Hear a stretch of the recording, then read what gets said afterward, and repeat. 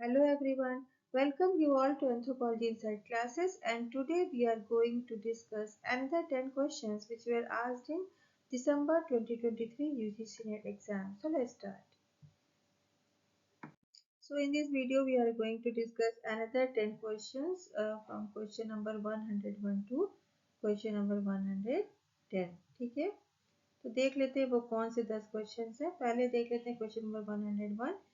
M.N. Srinivas argued that insiders are better placed while studying a society for the following reasons. ठीक है, तो M N Srinivas ने argue किया कि insiders जो है कोई भी सोसाइटी को स्टडी करते हैं तो उसमें इंसाइडर्स का जो है दे आर बेटर प्लेस। ठीक है, कौन से रीजंस थे जिनकी वजह से उन्होंने कहा they are well versed with the language and thus have an advantage. Insiders will have home blindness. With adequate training, insiders can overcome the prejudices and biases. Insiders can adjust well to the condition of fieldwork, whereas outsiders feel homesick. And insiders have all the resources. ठीक है, अब इसमें आपको options दिए गए, इसमें से कोई दो दो ऑप्शंस करेक्ट है तो देख लेते हैं। पहला है they are well versed in the language and thus have an advantage, ये सही है क्योंकि जिस कम्युनिटी में आप स्टडी करने जा रहे हैं वहाँ के जो लोकल पीपल्स होते हैं वो अपनी लैंग्वेजेस से वेल वर्स्ड होते हैं, क्योंकि वही इंफॉर्मेंट्स बनते हैं आपके और वो अपनी खुद की जो लैंग्वेज होती है उनकी कम्युनिटी की उसको भली भांति जानते रहते हैं और यही एक एडवांटेज होती है। ठीक है, होम ब्लाइंडनेस ये तो गलत होगा, होम ब्लाइंडनेस गलत है। विद एडिक्वेट ट्रेनिंग, अगर उनको सही ट्रेनिंग दिया है तो they can overcome the prejudices and biases. ठीक है, बायस से वो मतलब उसको ओवरकम कर सकते हैं, बायसेस से वो छुटकारा उनको मिल सकता है if they are given adequate training. ठीक है, तो ये सही होगा कि वो हेल्प कर सकते हैं आपके रिसर्च वर्क में, क्योंकि वो रियल में जो native view point of view होता है वो रियल में इंसाइडर्स को मालूम होता है क्योंकि वो उस कम्युनिटी से बिलोंग करते हैं। तो इसलिए अगर थोड़ा सा उन्हें ट्रेनिंग दिया जाए तो बायसेस से वो परे हो सकते हैं।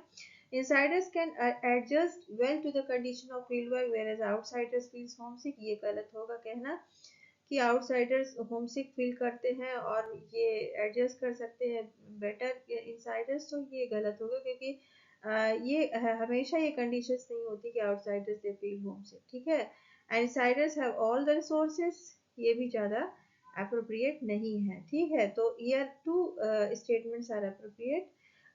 मीन्स इंसाइडर्स के केस में अगर देखें तो they are well versed with the language and thus have an advantage and with adequate training insiders can overcome the prejudices and biases, ये दोनों करेक्ट होगा। ठीक है, तो A and C are correct, A and C यहाँ पर option number 1 में दिया हुआ है and this is the correct answer. Okay, तो नेक्स्ट क्वेश्चन पे चलते हैं। These days पार्टिसिपेटरी अप्रोचेस, अब पार्टिसिपेटरी अप्रोच आप जानते हैं कि पार्टिसिपेट एक तो पार्टिसिपेंट ऑब्जर्वेशन था जो मेलनावस्की ने सबसे पहले किया था, जिसमें कि जो रिसर्चर होता है, इन्वेस्टिगेटर होता है, वो फील्ड वर्क करते समय उनकी डे टू डे एक्टिविटीज में पार्टिसिपेट करता है।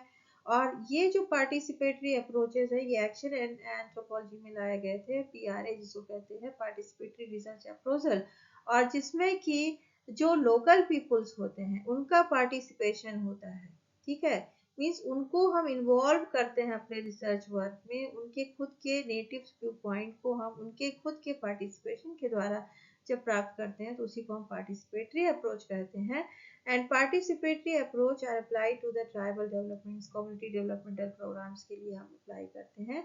तो these are preferred because why these participatory approaches are preferred for the tribal developments or the community development program? तो यहाँ पर reasons देख सकते हैं। Local people have better knowledge about topography and resources than outsiders. For enabling and empowering the local population, it is mandated by the international conventions. Funding agencies prescribe the participatory approaches and will minimize the administrative expenditure. ठीक है, तो expenditure ये minimise करेगा। Funding agencies जो है वो prescribe करती participatory approaches को, या ये मैंडेटेड है इन्वेंशन इंटरनेशनल इन्वेंशन के द्वारा, ये सही हो सकते हैं।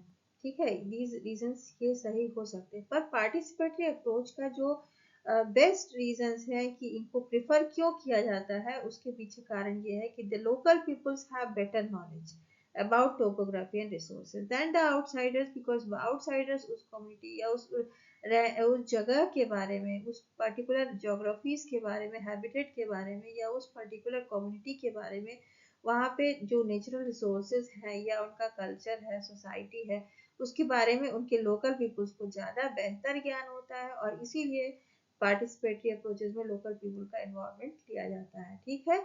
और दूसरा एक मेन कारण हो सकता है टू एनेबल और एम्पावर द लोकल पॉपुलेशन। ठीक, तो दीज टू आर द मतलब ये अप्रोप्रिएट रीजंस हैं, गुड रीजंस हैं behind the participatory approaches, except these three one. ठीक है।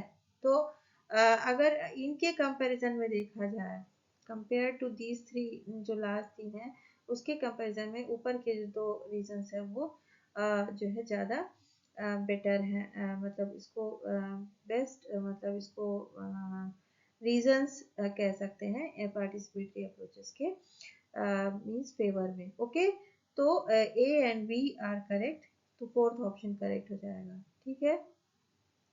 द नेक्स्ट क्वेश्चन पे चलते हैं। The scholars who are associated with the concept of general and specific evolution.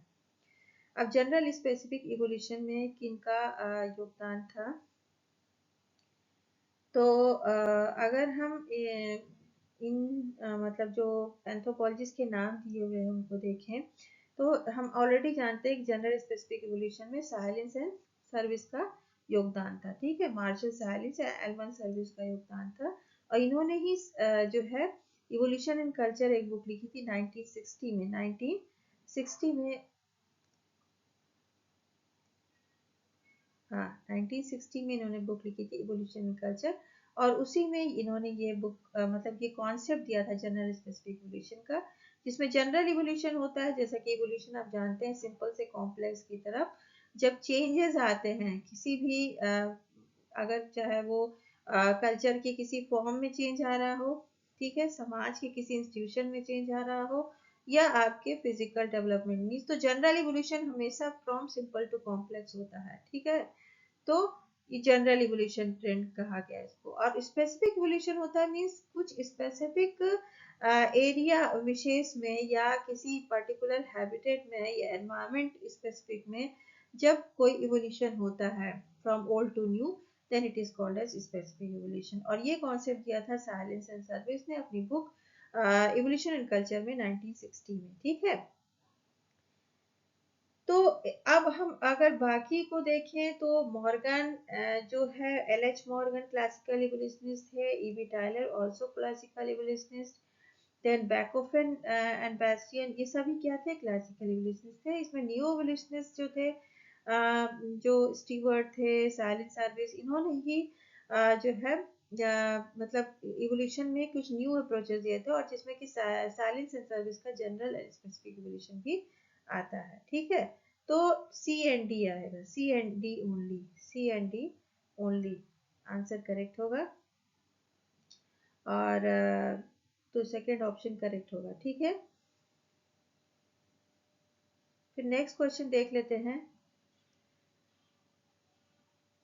The most important dimensions of human developmental index are. ठीक, अब human development index के क्या important dimensions होते हैं? तो आपने पढ़ा होगा ह्यूमन डेवलपमेंट इंडेक्स में इकोनॉमी को न मेन ध्यान न देते हुए उन्होंने बोला कि इकोनॉमी के अलावा जो मेन डायमेंशंस है, मोस्ट इंपॉर्टेंट डायमेंशंस है, वो है हेल्थ। हेल्थ है मीन्स हेल्थ हो सकती है और एजुकेशन है। तो उनके अनुसार मीन्स ह्यूमन डेवलपमेंट इंडेक्स में जो मेन डायमेंशंस हैं उसमें एक हेल्थ है, दूसरा एजुकेशन है, ठीक है, एजुकेशन है, और तीसरा है standard of living, quality of living, तो लिविंग स्टैंडर्ड। ठीक, लिविंग स्टैंडर्ड, तो लिविंग स्टैंडर्ड या quality of living, education means एक पर्सन को नॉलेजेबल होना चाहिए, उसकी हेल्थ कंडीशन सही होनी चाहिए, और उसका लिविंग कंडीशंस भी सही होनी चाहिए, और इन तीनों को देखकर हम ह्यूमन डेवलपमेंटल इंडेक्स को आंक सकते हैं। किसी भी सोसाइटी की या किसी भी कंट्री का ह्यूमन डेवलपमेंट इंडेक्स मेजर किया सकता है हेल्थ के मतलब डायमेंशंस को देखकर, क्वालिटी ऑफ लिविंग, ठीक है, और तीसरा है एजुकेशन।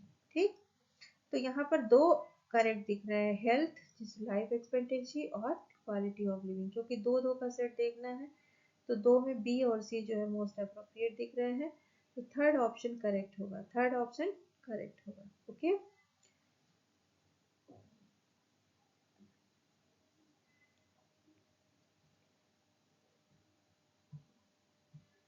नेक्स्ट चलते हैं। Identify the writings of N K Bose. अब नेक्स्ट क्वेश्चन है identify the writings of N K Bose. अब इसमें इनके द्वारा लिखी गई बुक्स को आपको देखना है। तो culture controls of tribal Bihar, ये नहीं होगा, ये तो विद्यार्थी की बुक है, एलपी विद्यार्थी जी की।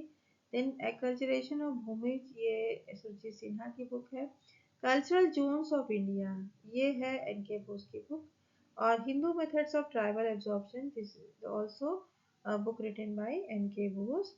Then tribe caste and nation, ये है एफ.जी. बेली की बुक। ठीक है, तो यहाँ पर दो बुक जो है इनके द्वारा है, culture zones of India and Hindu methods of tribal absorption, जिसमें कि Hindu methods of tribal absorption में वो बात करते हैं कि जब वो जो ट्राइबल्स हैं वो हिंदू कास्ट के कांटेक्ट में आते हैं तो कैसे उनकी जो आइडेंटिटी है वो लूज हो जाती है और वो हिंदू कास्ट मेथड के जो तौर तरीके हैं उनको एब्जॉर्ब करते हैं। ठीक है, तो Hindu method of tribal absorption ये बुक है।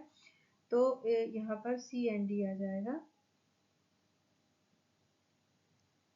सी and D only. Okay, option third is correct.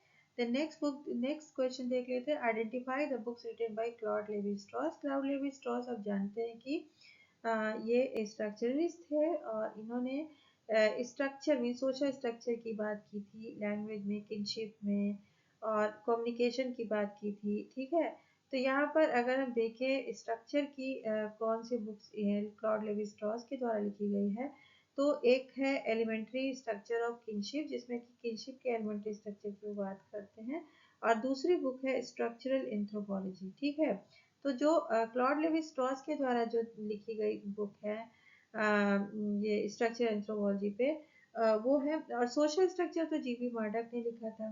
ठीक है, तो स्ट्रक्चर एंथ्रोपोलॉजी और एलिमेंट्री स्ट्रक्चर ऑफ किनशिप, ये दो बुक्स इनके द्वारा लिखी गई हैं। तो बी एंड डी ओनली हो जाएगा, ऑप्शन फोर करेक्ट हो जाएगा। ठीक है, ऑप्शन फोर इज करेक्ट। ठीक है, तो नेक्स्ट क्वेश्चन देख लेते हैं। Important aspects of research ethics. अब रिसर्च में कुछ एथिक्स होती है, सजेस्टेड फॉर एंथ्रोपोलॉजिस्ट इंक्लूड। ठीक है, what are those ethics? informed consent of the participants in research is essential। ठीक है, ये सही है। informed consent of the participants in research, अब रिसर्च में जो भी पार्टिसिपेंट उनका कॉन्सेंट लेना जरूरी होता है, उनको इन्फॉर्म करके उनका कॉन्सेंट लेना ये एसेंशियल होता है, तो this is correct. The national interest gets priority, protection of the interest of the funding agencies, protection of the privacy and dignity of the participants।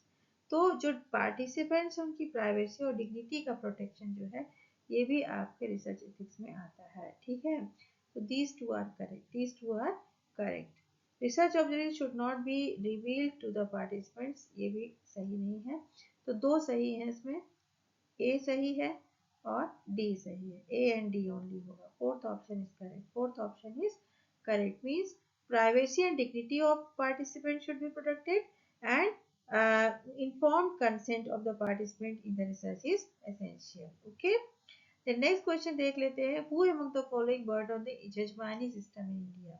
जजमानी system आप जानते हैं कि सबसे पहले ये वर्ड विलियम वाइजर के द्वारा दिया गया था, जिन्होंने हिंदू जजमानी सिस्टम पर बुक लिखी थी, और उसके बाद तमाम इंडिया में तमाम फॉरेन एंथ्रोपोलॉजिस्ट ने इस पे काम किया था। First foreign anthropologist and then Indian anthropologist ने जजमानी सिस्टम से तमाम बुक्स लिखी थी हिंदू जजमानी सिस्टम पे। और अगर इनके इन जो नाम लिखे गए हैं एंथ्रोपोलॉजिस्ट उस पे जाएं तो यहाँ पर option C and D are correct, C and D are correct, means Beidelman and Gould, Harold Gould, इन्होंने भी हिंदू जजमानी सिस्टम पर काम किया था। तो बीडलमैन एंड गाउल्ड ये ऑप्शंस करेक्ट हैं, तो C and D are the correct option, means third option is correct. Okay, A C Mayer नहीं होगा, ये नाम ही मतलब करेक्ट नहीं है। जिन्होंने लिखा था जजमानी सिस्टम पे वो उनका नाम दूसरा था, और डेविड सी पॉकॉक एंड सिनाट ये भी नहीं होगा, तो Beteille Mann and Gough, these two are correct. Okay, ठीक है, तो सी एंड डी ओनली होगा।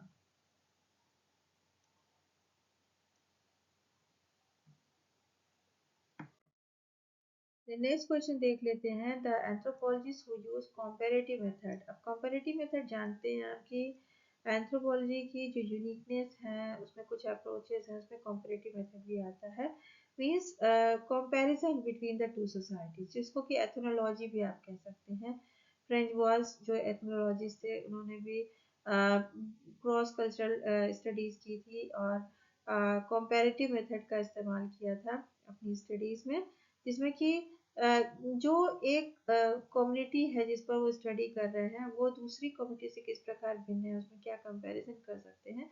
तो कंपैरेटिव मेथड डिफरेंट तरीके से यूज किया गया है। कुछ एंथ्रोपोलॉजिस्ट ने क्रॉस कल्चरल कंपैरिजन किया, मींस दो कम्युनिटीज के बीच में किया, और कुछ ने उनके पास्ट को लेके और प्रेजेंट को आपस में कंपेयर किया।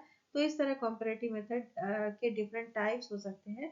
तो यहाँ पर देख सकते हैं कि कौन किन किन एंथ्रोपोलॉजिस्ट ने कंपैरेटिव मेथड का इस्तेमाल किया, और जिसमें कि सिंक्रोनिक और डायक्रॉनिक अप्रोच भी आता है। ये सिंक्रोनिक अप्रोच जो है प्रेजेंट सोसाइटी को स्टडी करता है। डायक्रॉनिक अप्रोच जो है वो उस तरह का कंपैरेटिव मेथड होता है जिसमें कि हम पास्ट को भी स्टडी करते हैं और पास्ट को भी प्रेजेंट से या कंटेम्प्रेरी सोसाइटी से कंपेयर कराते हैं, उसको डायक्रॉनिक अप्रोच कहते हैं। ठीक है, तो क्रॉस कल्चरल कंपैरिजन में जीपी मर्डॉक का नाम आता है। उन्होंने क्रॉस कल्चरल कंपैरिजन किया था डिफरेंट सोसाइटीज को से डेटा कलेक्ट करके और उसमें फिर कंपैरेटिव अप्रोच अप्लाई किया था। तो जॉर्ज पीटर मर्डॉक का नाम इसमें आता है, जिन्होंने फैमिलीज, किनशिप, इस तरह बहुत सारी डिफरेंट सोसाइटीज में उनके डेटा कलेक्ट करने के बाद उन पे कंपैरेटिव अप्रोच अप्लाई किया था। इन इस बुक सोशल स्ट्रक्चर उन्होंने 250 सोसाइटीज की फैमिली और किनशिप के डेटा पर कंपैरेटिव स्टडी की थी। ओके, इसी तरह उन्होंने Atlas of bird cultures, outline of bird cultures, ठीक है, इनमें भी तमाम जो है सोसाइटीज का कंपैरेटिव स्टडी किया था। तो क्रॉस कल्चरल स्टडीज के लिए वो जाने जाते हैं जीपी मर्डॉक। और उन्होंने एथनोलॉजी करके एक जनरल भी वो फाउंडेशन मतलब की थी। he founded the Journal of Ethnology, an international journal of culture and social anthropology in 1962, and he also founded HRAF, that is Human Relation Area Files। ठीक है, तो जीपी मर्डॉक को हम इनके इन कॉन्ट्रीब्यूशंस के लिए जानते हैं। देन सीवी पुरर हेमनड्रॉप जो कि एथनोग्राफिक रिसर्च के लिए जाने जाते हैं। डिफरेंट टाइप्स पर उन्होंने एथनोग्राफिक रिसर्च किया, जिसमें कि अपातानी ट्राइब और ये नागाज, जो कोन्याक नागाज, नेकेड नागाज पर काम किया। फिर चेंचूज पर काम किया, ये आंध्र प्रदेश के, ठीक है, राजकोट पर काम किया। तो इस तरह हेमनड्रॉप का एथनोग्राफिक रिसर्च था। उन्होंने कंपैरेटिव अप्रोच नहीं अप्लाई किया था, सिंक्रोनिक अप्रोच था उनका। मैलिनोव्स्की का भी सिंक्रोनिक अप्रोच था।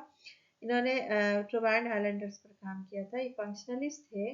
और जो है ए आर रेडक्लिफ ब्राउन भी जो है ये स्ट्रक्चरल फंक्शनलिस्ट थे। इनका भी अप्रोच शुरुआत में सिंक्रोनिक अप्रोच ही था। मीन्स जो सोसाइटी प्रेजेंट में है उसको सच उसके मतलब जो कल्चर है उसको स्टडी करना, ना कि उसके पास्ट के बारे में जानना। पर बाद में इनका जो है अप्रोच जो है वो कंपैरेटिव मेथड में मीन्स कुछ स्टडीज में बदल गया, जिसमें कि इन्होंने दो डिफरेंट कल्चर, दो डिफरेंट कम्युनिटीज के बीच में जो डिफरेंसेस है, मीन्स डिफरेंट कम्युनिटीज को पहले स्टडी करना और उसके बीच में फिर कंपैरिजन को स्टडी करना, इस तरह की स्टडीज को इन्होंने मीन्स अप्लाई किया। तो रेडक्लिफ ब्राउन का भी इसमें योगदान आ जाता है, जो कोरिलेटिव कंपैरेटिव मेथड का इस्तेमाल करते हैं, कोरिलेशंस देखते हैं। ठीक है, देन एडमंड लीच आते हैं। और एडमंड लीच ने भी जो है काचिन एंड शाम कम्युनिटीज पर कुछ कंपैरेटिव स्टडी की थी। पर अगर यहाँ पर आंसर देखें तो जो अप्रोप्रिएट आंसर है वो ए एंड डी आएगा, ए एंड डी आएगा। ठीक है, तो G P Murdock and Radcliffe Brown, A and D only. तो ए एंड डी ओनली यहाँ पर ऑप्शन 1 में दिया गया है, तो ये करेक्ट होगा। Then the advantages of mailed questionnaire. अब क्वेश्चनर आप जानते हैं कि जो रिसर्च मेथड्स हम अप्लाई करते हैं, रिसर्च टूल्स एंड टेक्निक्स जो हमारे मीन्स फील्ड वर्क में, एथनोग्राफिक फील्ड वर्क में जब आप फील्ड वर्क में जाते हैं तो डिफरेंट टूल्स एंड टेक्निक्स का इस्तेमाल करते हैं, जिसमें ऑब्जर्वेशन है, क्वेश्चनायर है, शेड्यूल है, इंटरव्यू है, फोकस ग्रुप डिस्कशन, तमाम चीज़ें हम अप्लाई करते हैं for getting the data information from those communities.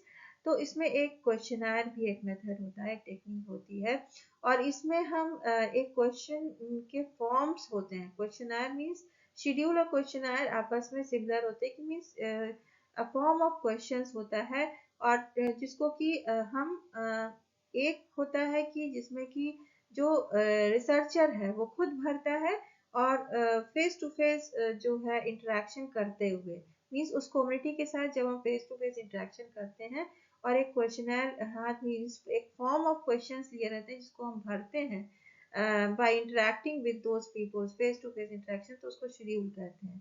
Schedule जो होता है वो रिसर्चर खुद भरता है जब वो किसी भी कम्युनिटी के बीच में जाता है रिसर्च करने। ठीक है, जैसे आप फील्ड वर्क में जाते हैं और वहां पे रिसर्च करते हैं तो शेड्यूल को आप खुद भरते हैं। ठीक है, तो शेड्यूल को आप खुद भरते हैं और ये भी एक फॉर्म ऑफ क्वेश्चंस होता है, और questionnaire is also a form of questions, but अंतर इसमें यही होता है कि क्वेश्चनर आप खुद नहीं भरते हैं। ठीक है, क्वेश्चनर आपके रेस्पोंडेंट्स भरते हैं, और शेड्यूल रिसर्चर खुद भरता है, मीन्स आप खुद भरते हैं अगर आप फील्ड वर्क में जा रहे हैं, लेकिन क्वेश्चनर आपके रेस्पोंडेंट्स भरते हैं, ना कि आप। और इसमें यही अंतर होता है, और क्योंकि यहाँ पर ज़्यादा आपको वक्त लगता है क्योंकि आप खुद उसमें इन्वॉल्व होते हैं, तो इसमें स्मॉल स्केल सोसाइटीज़ में किया जा सकता है, स्मॉल सोसाइटीज़ में। ठीक है, और ये क्योंकि यहाँ पर हम खुद इन्वॉल्व नहीं है, हमारे रेस्पोंडेंट्स भरेंगे तो हम इनको भेज कर भी, ठीक है, टाइम थोड़ा लेकर, तो टाइम कंज्यूम हो गया क्योंकि हमने टाइम यहाँ पर स्मॉल स्केल सोसाइटीज में है, तो यहाँ पर टाइम ज़्यादा लगेगा क्योंकि हमको फेस टू फेस इंटरेक्शन करना है, तो मनी भी ज़्यादा लगेगा और टाइम भी ज़्यादा लगेगा। लेकिन क्वेश्चन आयर कम समय में ज़्यादा डेटा कलेक्ट कर पाएंगे, हम रेस्पोंडेंट्स के द्वारा डेटा गैदर करना है और उन्हीं के द्वारा वो फॉर्म भरा जाना है, तो इसमें टाइम कम लग रहा है और वाइड एरिया को ये कवर करता है। ये लार्ज सोसाइटीज में हम अप्लाई कर सकते हैं, ज़्यादातर सोशियोलॉजिकल स्टडीज में किया जाता है, लिटरेट सोसाइटीज में हम क्वेश्चनर को फॉर्म को भरवाते हैं रेस्पोंडेंट्स के द्वारा। ठीक है, शेड्यूल जो है इलिटरेट या प्री लिटरेट सोसाइटीज में भी अप्लाई किया सकता है, बिकॉज यहाँ पर हम खुद भर रहे हैं। ठीक है, क्वेश्चनर को मोस्टली लिटरेट सोसाइटीज में यूज किया था, जहाँ पर जो आपका रिस्पोंडेंट है आपके फॉर्म को क्वेश्चंस को पढ़कर आंसर दे सकता है। ठीक, तो ये हो गया एक चीज। तो यहाँ पर टाइम कम लग रहा है, मनी कम लग रहा है, और यहाँ पर टाइम ज्यादा लग रहा है, मनी ज्यादा लग रहा है, क्योंकि यहाँ फेस टू फेस इंटरेक्शन होना है, जो रिसर्चर खुद भर रहा है, लेकिन ये स्मॉल स्केल सोसाइटीज में किया जा सकता है, इसकी ये लिमिटेशन है, और ये लार्ज स्केल सोसाइटीज में किया जा सकता है। ठीक है, वाइड एरिया को कवर करता है, कम समय में कम खर्च पे। ठीक, तो क्वेश्चनर की अगर बात करें तो सिमिलरिटी तो ये है कि दोनों फॉर्म ऑफ क्वेश्चन है, बस अंतर क्या है कि यहाँ पर रिस्पोंडेंट्स भरते हैं क्वेश्चनर और यहाँ पर रिसर्चर खुद भरता है। दूसरा क्या है, अगर टाइप ऑफ क्वेश्चनर पे जाएं तो क्वेश्चनर जो है वो एक तो ओपन एंडेड क्वेश्चनर होता है, दूसरा क्लोज एंडेड क्वेश्चनर होता है। मीन्स ओपन एंडेड वो होता है जिसमें कि आपको क्वेश्चन के आंसर लिखने में जो रिस्पोंडेंट्स है उनको काफी मींस स्पेस होता है, वो काफी एक्सप्लेन करके क्वेश्चन को लिख सकते हैं। मींस ऐसे टाइप क्वेश्चन आपने पूछ लिया, या आपके कम्युनिटी में कुछ अगर हेल्थ प्रॉब्लम्स है तो उसको प्लीज एक्सप्लेन करिए, डिफाइन करिए, तो आपने पूछ लिया तो रिस्पोंडेंट उसको अपने भाषा में एक्सप्लेन करेगा, तो वो ओपन है, मींस उसमें कोई एक रेस्ट्रिक्शन लिमिटेशंस नहीं है। क्लोज एंडेड मींस जैसा कि यहाँ पर आप क्वेश्चन देख रहे हैं, कुछ ऑप्शंस ये दे देते हैं आप जब फॉर्म्स में अपने, और रिस्पोंडेंट को किसी एक को चूज करना होता है तो वो क्लोज एंडेड हो जाता है। ठीक है, तो वो क्लोज एंडेड क्वेश्चन हो जाता है। दूसरे टाइप्स जो होते हैं क्वेश्चन की, वो सेल्फ एडमिनिस्ट्रेड होते हैं, सेल्फ एडमिनिस्ट्रेड, और वो दूसरा होता है मेल्ड क्वेश्चनर। ठीक है, मेल्ड क्वेश्चनर। तो ओपन और क्लोज, तो ये आपका जो क्वेश्चनर है, जो उसका फॉर्म है, उसका रूप कैसा है इस पर डिपेंड करता है, और सेल्फ एडमिनिस्टर्ड और मेल्ड इस बात पे डिपेंड करता है कि आपने खुद जाकर वहां पर दिया लोगों को, ठीक है। तो जिन लोगों के बीच में आपको रिसर्च करना है उनको आपने खुद जाकर दिया क्वेश्चनायर, और फिर उसको उनसे एक समय सीमा तय की और उसके बाद में आपने कलेक्ट कर लिया, ठीक है। और मेल्ड क्वेश्चनायर में बाय पोस्ट या बाय थ्रू मेल आप उसको भेज देते हैं और कुछ दिनों के बाद वो आपको सेंड कर देते हैं, ठीक। तो सेल्फ नेस्टेड और मेल क्वेश्चन। अब यहाँ पर जब, जैसा कि हम लोगों ने पिछली स्लाइड में डिस्कस किया कि सेल्फ रजिस्टर्ड और मेल क्वेश्चनायर दो तरीके के क्वेश्चनायर होते हैं ऑन द बेसिस ऑफ कि आपने उसको खुद जाकर वहां पर रेस्पोंडेंट्स को दिया, खुद से सेल्फ सेल्फ एडमिनिस्ट्रेड में क्या होता है, आप खुद जाकर देते हैं, ठीक है। और जो मेल्ड क्वेश्चनायर होता है उसमें आपने मीन्स अपने मतलब जगह से ही उसको मेल कर दिया, ठीक है। रेस्पोंडेंट्स के एड्रेस पर मेल कर देते हैं, ठीक है।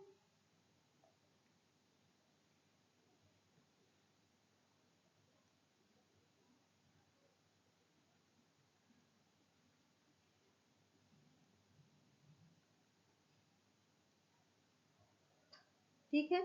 तो मेल्ड क्वेश्चनायर की बात की जा रही है जिसको कि आपने अपने ही जगह से मेल कर दिया बाय पोस्ट या जीमेल के थ्रू, जैसा कि आजकल ईमेल के थ्रू हम क्वेश्चनायर को सेंड कर देते हैं अपने रेस्पोंडेंट्स को, और वो मेल से ही हमें सेंड कर देते हैं, मीन्स वापस हमें भेज देते हैं। और मेल क्वेश्चनायर के यही फायदे होते हैं कि इससे आपका समय बचता है, आपका पैसा बचता है। और सेल्फ एडमिनिस्ट्रेड में क्या होता है, आपको खुद जाके देना है तो जाने पर, और फिर वहां पर मीन्स व्हीकल से जाएंगे तो कम्युनिकेशन के साधन की लेने पड़ते हैं, तो उससे पैसा भी ज्यादा लगता है। और नंबर ऑफ पीपल को सेल्फ एडमिनिस्ट्रेड मीन्स कुछ पेपर्स के रूप में आप जाकर देंगे तो पैसा लगेगा, टाइम कंज्यूमिंग भी है, ठीक है। तो टाइम कंज्यूमिंग है और समय भी लग रहा है, पैसा भी लग रहा है। मेल क्वेश्चनायर में आपने जहां पर आप बैठे हैं वहीं से बैठे बैठे आपने मेल कर दिया थ्रू द पोस्ट और थ्रू द जीमेल और ईमेल, ठीक है। तो वहां पर आपका पैसा भी बचता है और आपका समय भी बचता है। तो अगर आप इस इन ऑप्शंस को देखेंगे तो it saves time required for the study, correct option है। Answers can be checked and verified, ये यहाँ पर अप्रोप्रिएट नहीं है। Answers can be checked and verified, it saves money as payment to the investigators can be avoided, ठीक। यहाँ पर ये सही होगा क्योंकि ये मनी सेव कर रहा है, जो पेमेंट आपको इन्वेस्टिगेटर्स को देना था वो आप नहीं देंगे, ठीक है। It is more scientific and objective, ये भी सही नहीं होगा यहाँ पर कहना। And one can show who are responding to the questions, ये भी ठीक नहीं होगा, ठीक है। One can know who are responding to the questions, तो इसलिए यहाँ पर मनी सेव हो रही है, टाइम सेव हो रहा है, ये मोस्ट इंपॉर्टेंट आंसर्स हैं, ठीक है। तो ए एंड सी ओनली होगा, A and C first option correct है, ठीक है। So this was all about this lecture. Meet you in next video. Thank you very much.